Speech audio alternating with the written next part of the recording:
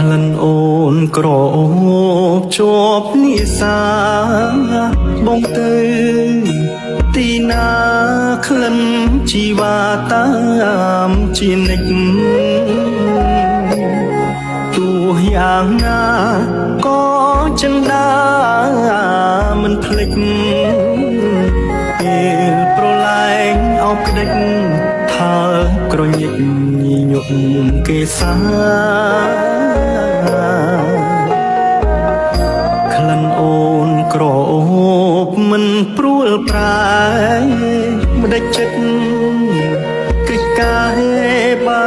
ប្រែព្រួលពីស្នេហាធ្វើឲ្យបងយល់តែទឹកនេត្រាស្ដាយក្លិនជាប់នេសា